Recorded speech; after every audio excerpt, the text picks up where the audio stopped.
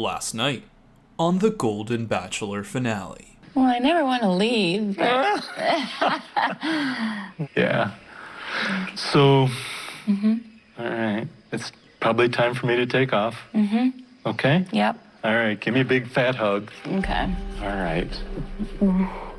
Today went really, really well.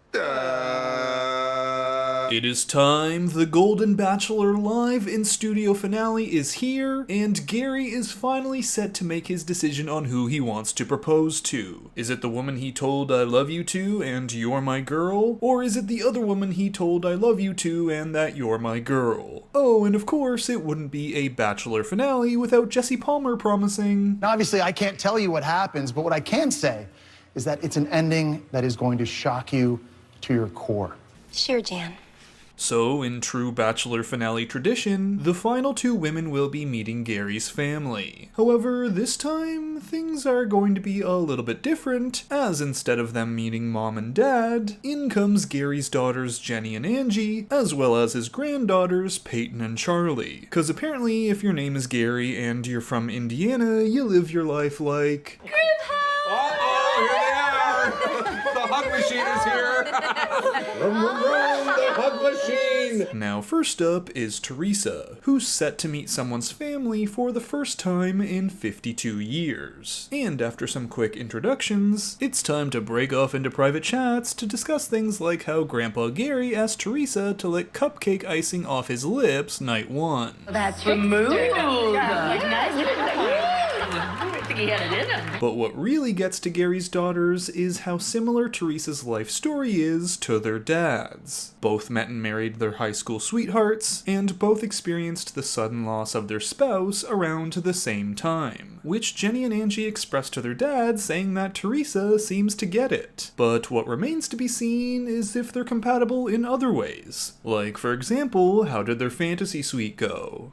Did you knock the boots? Did that make it more clarity? We're not talking that.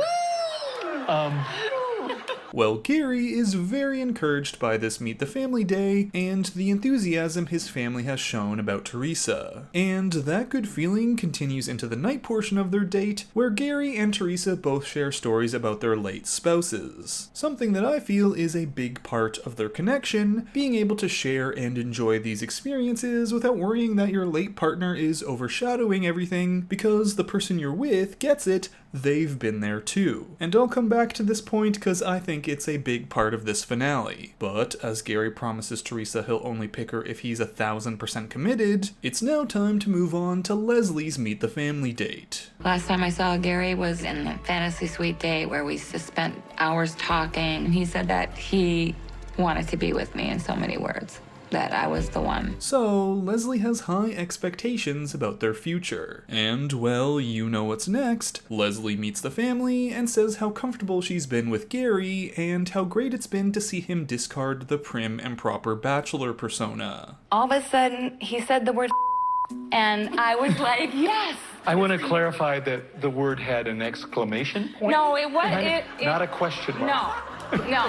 Now here, Leslie tells Jenny and Angie how stressful it is being told "till death do us part" because, well, she's never had that before. However, this kind of backfires as Gerry's daughters kind of wonder if the emotion that Leslie's showing is because she's not entirely sure if she's ready for a proposal, which they then express to their dad, and it's kind of insane how in one episode, things have gone from Leslie being that's it, Gerry's girl, the pick, to now she's falling behind Theresa, and it shows. Tonight we get to have a little more time. Yeah. And just you and I. Okay? All right. Yeah. So... Ooh, this is awkward. And Leslie can feel it too. So, as things head into the night portion of their date, she wants to ask him about it. To which Gerry says... Yeah, and I'm sorry. That's okay. You know, I'm just... the stress and pressure of it, and, Oh, but this is a lie. It is a false lie. Cause we all know the real reason why Gerry's starting to feel distant. He's made his pick, and no photo album of their time together can change that. And as for Leslie, well, she only gets more worried when she hears stuff like... Be happy. Honestly, at this point, I thought that was it. I thought he was literally saying goodbye to her with that, like there was some sort of telepathic breakup going on. However, Leslie continues like, Something you want to tell me?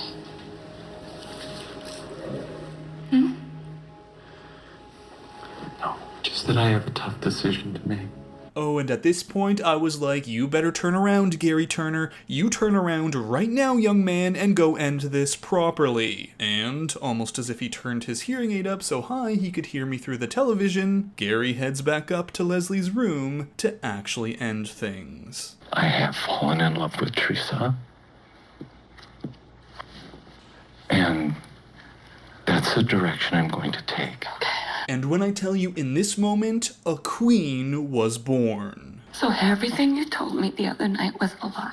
No, because at that time, that was the truth. Oh. I mean, she's not wrong. How many times has he told her things like, I think you're the one. I think you're that one. and apparently more was said off camera during the fantasy suite. I knew the minute I saw you today. We weren't off. You were off. Oh, if only Gerry could hear me now, cause literally every time Leslie said anything during this conversation, like, No, don't think that. Gary, no offense. I can think whatever I want Yeah. right now. I was on my feet snapping these fingers like. I'm heartbroken. Once again. So Leslie says, once again, this is just the way it goes for her. She is absolutely heartbroken, and it's all Gary's fault. You made it sound like you chose me. You led me down a path, and then you took a turn and left me there. And I do not blame her one bit for saying this. I mean, he did this with Faith, too. He got so wrapped up in the fantasy of it all, he blurted out I love yous when he obviously wasn't ready to. And this is the damage that's caused. The only good thing is now I don't have to walk down in that $60,000 dress with the diamond earrings. Alright, I know this lady's thinking the exact same thing I was. Does she really have a $60,000 dress to wear? So Gerry finally leaves, and Jesse Palmer comes in to comfort him. And I mean, this guy was crying having to eliminate people night one, so you know he's coming out here like... I think the only time I've ever felt worse in my whole life is when my wife passed away. And this is a close second. Well, we then cut back to the live studio audience where Leslie is waiting, and so is the Golden Bachelor girl gang, who are not happy with Gerry, and the minute he comes out, they're all looking at him like... Zip it. So Leslie tells Gerry that he is a man of integrity, but because he's a man of integrity, his words carried more weight for her. So that's why it was devastating when he told her what he told her in the fantasy suite, something she says will remain private. But those words gave me 100% certainty that I was your girl, and we were going to get engaged. So Leslie wants to know what went wrong. And well, Gerry says that with every relationship he wanted to give his full commitment, but that also meant he got caught up in the moment and said I love you and you're my girl, when he probably shouldn't have. You were the person I believed was my person until I suddenly knew you weren't. And Also, kudos to whoever put Kat from Bachelor in Paradise in the audience right behind the hot seats, cause she was giving me life with her reactions. I mean, check out this moment when Gerry continues to see how far his foot can go into his mouth. it didn't really go wrong, Leslie. It was better with someone else. It was the right person in another direction. Love it. Kat spends the rest of this segment with her hand on her heart, and then they cut to the Golden Girls just staring daggers into Gerry. I mean, even when Sandra is looking at you like this, you know you f***ed up. So Gerry ultimately says that he hated every time he had to send someone home, and he specifically also mentions Faith and Ellen, at which point they cut to Ellen, and she does this. With you, probably most of all. And I wish I could have done better. Alright, watch yourself in the parking lot, Gerry. But alright, after all that, there's still a final rose to hand out. And after Gerry expresses that he feels like Tony is watching over him and approving, it's time for Theresa to come out and for Gerry to propose. You're not the right person for me to live with.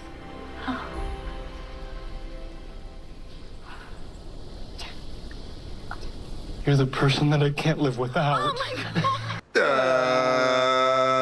Alright, why does seemingly every bachelor have to fake out their final pick like this? Is it in their contract or something? 'Cause I could never. So Gerry gets down on one knee and proposes to Theresa. She says yes and accepts his final golden rose, which is still not as valuable as Leslie's $60,000 dress. They then cut back to the live studio where Theresa busts out the ring, and the big question is, what happened in that fantasy suite that changed everything back in Theresa's direction? Well, if he's not going to tell you exactly what happened in the fantasy suite, I'll tell you. What happened? I knocked his boots off.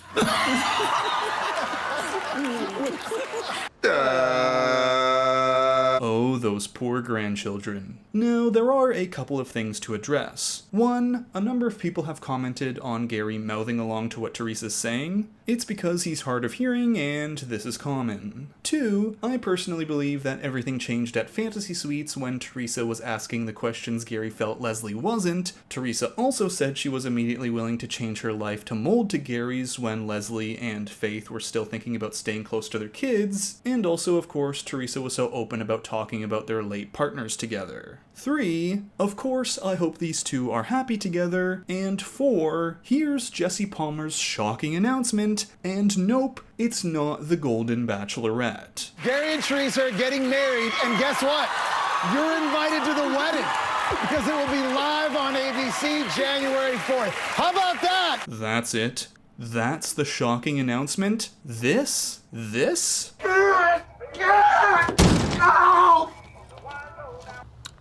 That was an overreaction. So that's it for this recap of the Golden Bachelor finale. Thanks for watching, and if you enjoyed the video, make sure to give it a like, comment your thoughts on the season down below, and subscribe to the channel for more content. And until next time, Bachelor Fantake out. All right, give me a big fat hug. Okay. All right. Today went really, really well.